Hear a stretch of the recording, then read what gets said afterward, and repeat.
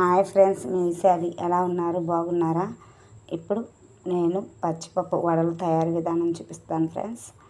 ఒక పావు కేజీ పచ్చిపప్పు ఒక 4 గంటల ముందు నానబెట్టేసుకొని పక్కన పెట్టేసుకోవాలి.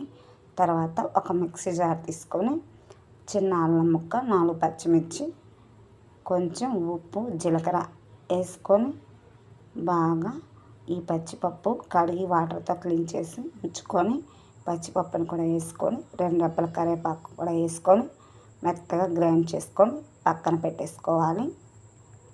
మెత్తగా కాకుండా కొంచెం కచ్చాపచ్చిగా మిక్సీ పట్టుకొని పక్కన పెట్టేసుకోవాలి. ఒక గిన్నె తీసుకొని ఒక 2 స్పూన్లు బియ్య పిండి వేసుకోవాలి.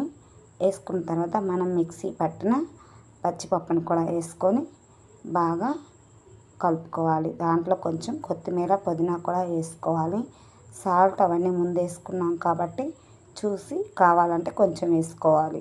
ఒక పెద్ద సైజు ఉల్లిపాయ కూడా కట్ చేసి ముక్కల్లా వేసుకొని మనం ఎట్లా వడలు వస్తాయో పిండి అలా రెడీ చేసుకోవాలి. అలా రెడీ చేసుకొని బాండీ పెట్టేసి ఆయిల్ పెట్టి మన అరచేతిలో వడ తయారు చేసుకొని బాండీలో అలా వేసుకోవాలి. అటు ఇటు మంచి గోల్డ్ కలర్ వచ్చే వరకు వడని మంచి కలర్ వచ్చే వరకు ఉంచాలి. ఆ తర్వాత వడలు తీసుకోవాలి. సింపుల్గా టేస్టీగా పచ్చిపప్పు వడలు రెడీ.